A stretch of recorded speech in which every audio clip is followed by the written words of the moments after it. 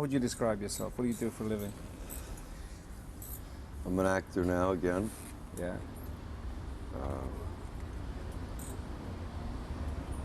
I'm starting over again in a way. Tell me about that.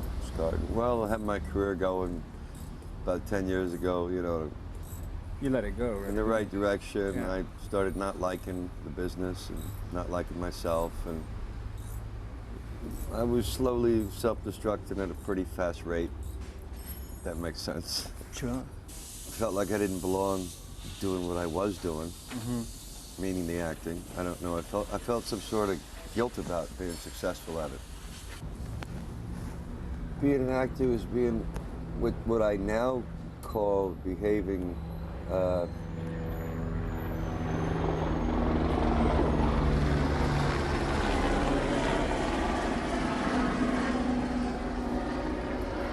in a professional manner, in a responsible manner.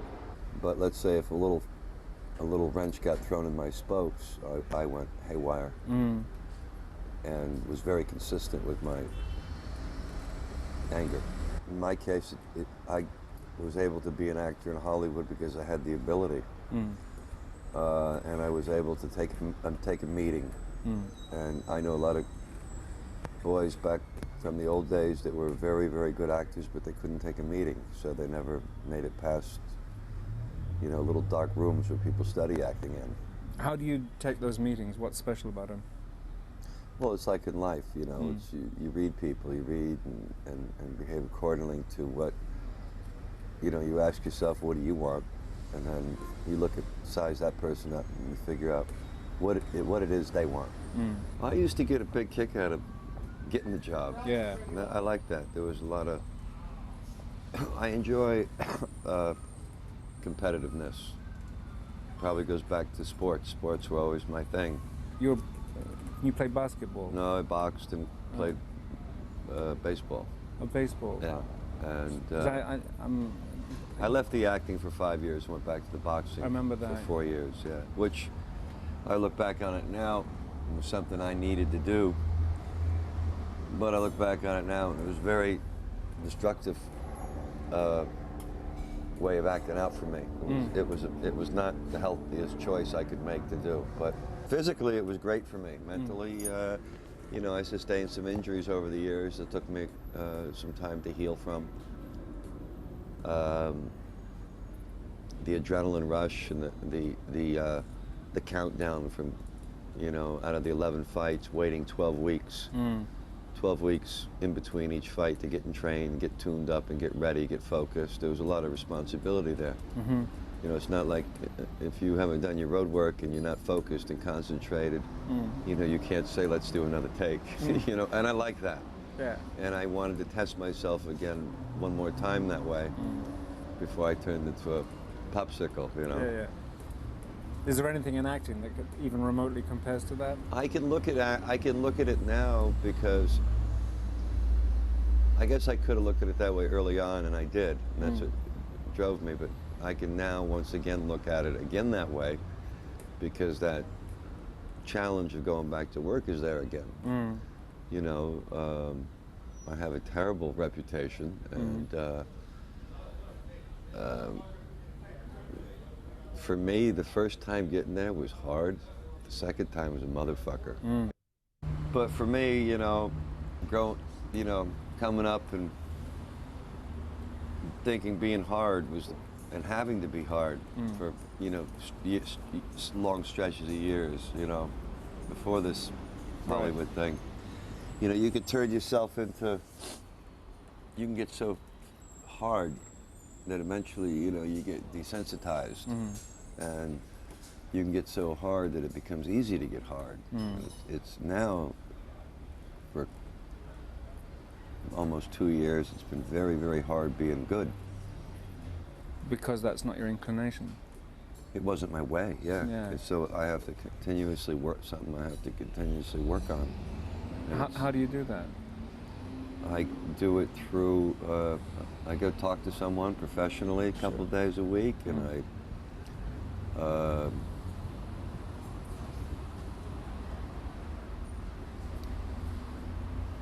I talk to God a lot, more than one would imagine I would, and it's a journey into itself, because it's a very private kind of hell, because it's a hole that I dug. What did you think being an actor was going to be, and why did you want to be an actor? I got tired when I was about 19 of the boxing. Because I'd boxed for 4 years, and I was getting ready to turn pro, and I got a concussion, 2 of them. So I needed to take, doctors told me to take some time off. I accidentally got into the acting. And then once I got into it, something clicked, and I started doing it really hard, really did my road work, really wanted to learn it. I didn't really want to be mediocre at it. No. And I really loved it at the time. And since I loved it and I liked it and I didn't want to be ordinary, I really worked.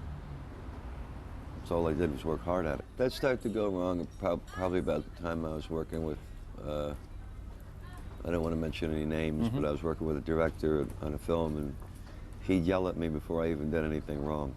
Right. I mean, before I did anything wrong, while he hired me, he was yelling at me on the street. Why? Was he expecting trouble? He had heard, because the reputation, the entourage I had at the time warranted that, I suppose. And he wanted me to know he was the boss and that he wasn't going to take any shit. I admired that director a lot, and it hurt my feelings that he'd yell at me for no reason, or he wouldn't say shit to the other person. And from what I heard is, I guess I did misbehave. Yeah. Without even knowing it at the time. Right. So maybe he was right and I was wrong. Yeah. You once said something which I think kind of nailed it for a lot of male actors in this town, which was that, and tell me if I'm misquoting you, because that happens. I'm Sure. picking this up from the press, which was that there was a problem with men being actors because essentially it was women's work, and there was something lacking in. I would. Your quote is right. I did say that at one time, but I think since I've made that quote, there's something I'd like to requote. I think women. I shouldn't have said it was women's work, because women are much stronger than men. It just is work that I think where it went sort of south for me was that there's a level of mediocrity that the industry settles for that antagonized my sensibility. Yes. Yeah. Yeah. Well, I think that was one of the reasons I went back and tested myself with fighting. Yeah. You know, there's nothing like, if you talk to any professional, and when you're sitting in that dressing room, that door opens and you hear the roar of the crowd, your stomach's going over and over and over again. You know, fortunately in the acting profession, we don't have to feel that. No. You know. I don't know why I had to test myself one last time. Like I said, I don't think it was the right choice. You know, I heard a lot of people around me doing it. Yeah. Maybe in the big picture, it'll work out for me okay. Yeah. I regained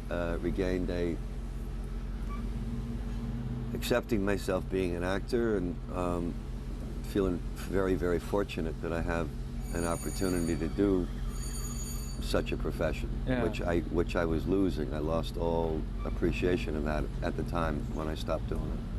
But do you feel now that it is something? I feel great doing it now. Do you think it's worthy? Yeah, I think it's worthy.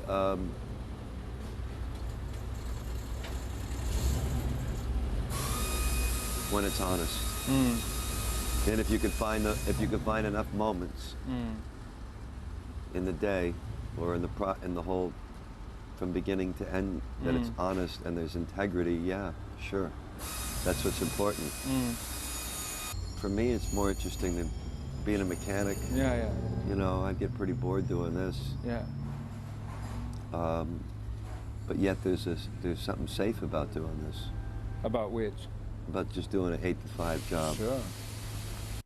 If you arrive here as a young person and then suddenly are successful, it seems almost impossible to get through that without some damage. Yeah, whether it tails off into some sort of narcissism or drugs or alcohol or you turn into like waxed fruit, you know, your performances, or you end up becoming so big that you end up living in a bubble, which happens a lot. Can you think of anybody who's got through unscathed? I don't know a lot of people in the acting business. No? No. No. I understand that. No. It's been very hard to have to go over and work over in Europe on, you know, movies that you know aren't great, just to pay the bills or just keep plugging away. I'd like to, you know, find a piece with integrity that I believe in, that I could get excited about, that I know is not going to end up, you know, on some video shelf of Italy somewhere. I don't think it's such a big deal in terms of people who would like to see you in a film. It might go a long way with people who make films or produce Yeah, them. people who make films. Yeah, the industry. Yeah, that pissed off a lot of people. Yeah.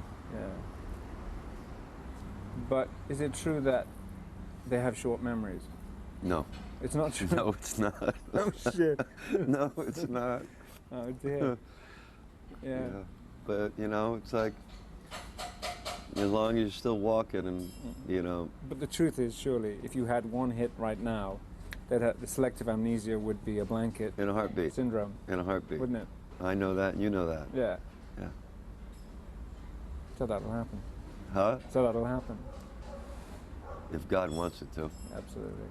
Yeah. I miss terribly the days when Adrian Lyne and Alan Parker, Shamina would call me up and say, let's go to work. Yeah, yeah. Those,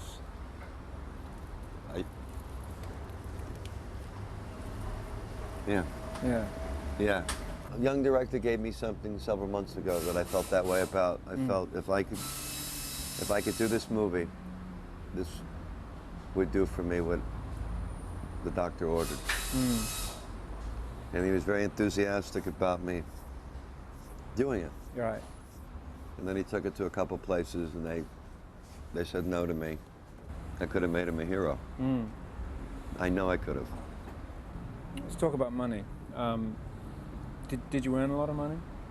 Spent all my money. But it was good money?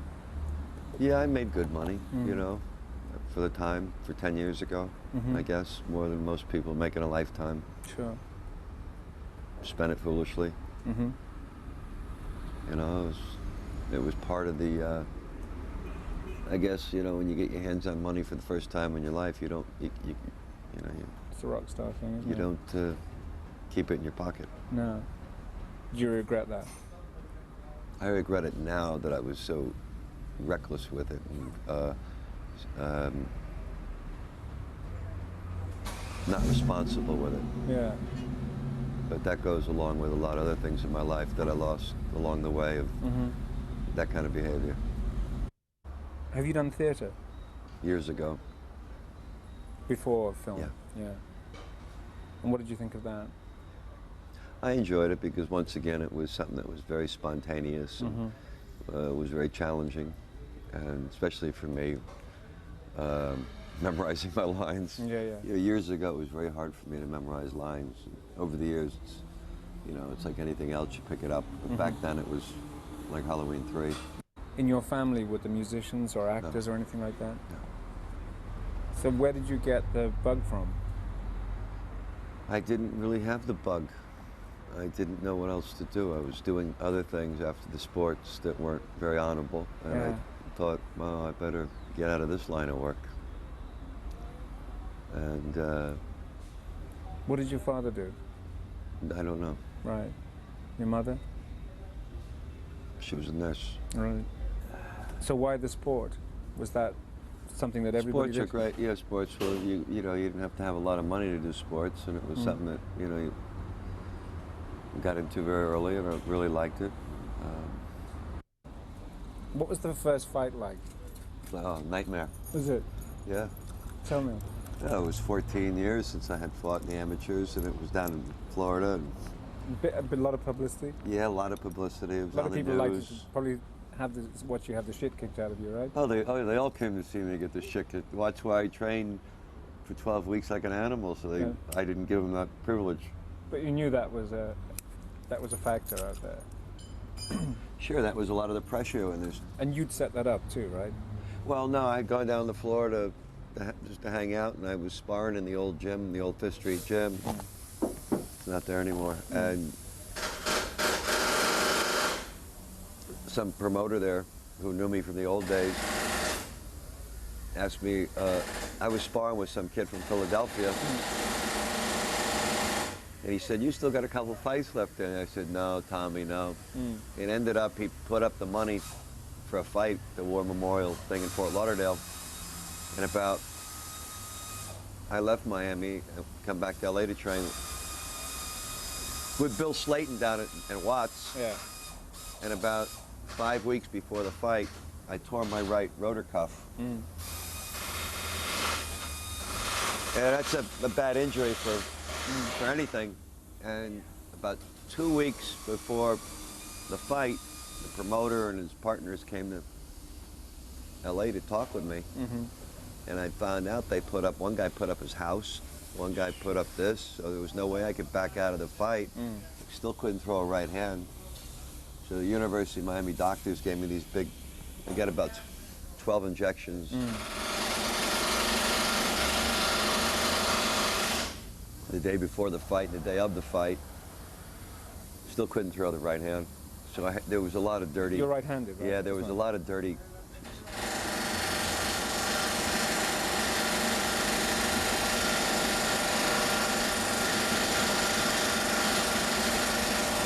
There was a lot of dirty infighting going on, but you know, I couldn't sit there and say, "Excuse me, I can't throw my right hand." You know, it was like. So you kept quiet about that? Yeah. And I couldn't pull out because the boys put up all their money. How many rounds? It was a 6-round fight that I won, and then I kept going. I didn't think I was going to keep going. Was that a point victory or? Yeah. Yeah. And how was the actual fight then? Dirty. But tell me how it felt. It was scary walking into the ring, and there was like 20,000 people there, and it was. No shit. Yeah, I had a long robe on, and my knees were shaking. Man. So it was funny to see Chris Dundee come in and going, "What the hell are you doing back here?" And see Roberto Duran and Nigel Benn and a lot of the guys. Nigel Benn was there. Yeah.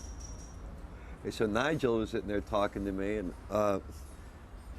he left for a little while. Yeah. After the fight, I said, "Nigel, where the hell did you go?" Yeah. He said, "Oh, mate," he said, "I walked down the hall. I saw the guy shaping up who you were going to fight, and I had to go out and have a cigarette. I was so nervous." Because I was fighting some big tattooed lump who just got out of prison. Wow. And, God bless him, he's passed away now. But what of? Drugs. Great guy, though. Yeah. And it hit me a good right hand in the first round. He did? Yeah, he was called Steve the Hammer Powell. He had a beautiful right hand. Yeah. God bless him. So in fact, you'd never had a fight like this in your life before? No, just amateur fights. You'd never had this audience? You'd never had this pressure? No, it was the audience that was getting to me. Sure. And I was thinking, okay, I've got to move. Like I couldn't move really. My natural way would be move to his left. Yeah. That was where his gun comes from. Yeah. So I'd have to move to the left and then stutter step to the right to stay awake when he'd throw the right hand. We were fighting with a very thick mat, and you can't move. Right. It's like a slugger's ring. They purposely put in a slow, just so you know, a slow floor. And it was like fighting in a phone booth. It was like a 12-foot ring or something. Christ. And he caught me in the first round, and I see saw like stars? all gray. Yeah, got a little gray there. Yeah. But I used to spar with very good, very really world-class fighters to get in shape. So the club fighters weren't that difficult for me, as long as I did my road work. Right. Yeah. When the decision was made vocal, how did you feel? I wasn't satisfied. No? No. Why not? Because I didn't knock him out, and because I couldn't throw my right hand. Right. Did you get hurt in this period? Now and again. You get your head hurt? My nose was broke 3 or 4 times, and my cheekbone was broken once. Did you worry about your brain? Yeah. Yeah. Well, not till everybody else did. Right. But I mean, going in, that must have been in your mind. No, that wasn't it was the fear of losing. Right, you're stronger. Yeah, So how many fights did you do? 11. Uh, I won 9, 2 draws. so why did you stop at that point then? I stopped because I was doing an examination, physical examination, and my doctor recommended that it was time to stop. But was this a cathartic period for you? Did you kind of rethink stuff? No, I wasn't thinking about anything. It was a very destructive period for me. Was it? Yeah. Like I said, I hurt people around me. I had no business hurting. I had a responsibility to myself and to someone else that I don't know where my head was at. Give me 6 pieces of music that you really like. Knocking on Heaven's Door, Which one? The the Dylan. Like, I like One from U2. I like all the music I used to come out to when I fought. I like Sweet Child of Mine. I like Delilah, Tom Jones.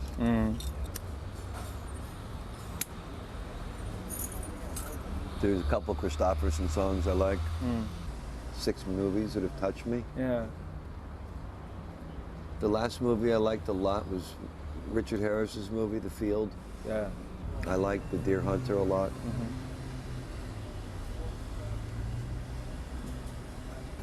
I like Sierra Madre a lot. Yeah. And actors? But when you were coming up, I love Darryl Flynn. Yeah. Wouldn't want to have lived his life though. It's too painful. Yeah. Montgomery Clift, Marlon Brando, Richard Harris, Terrence Stamp. I like Loretta Young. Faye Dunaway, Yeah. Charlotte Rampling. All right, man. Okay. I think we're done. All right. Thank you. Thank you.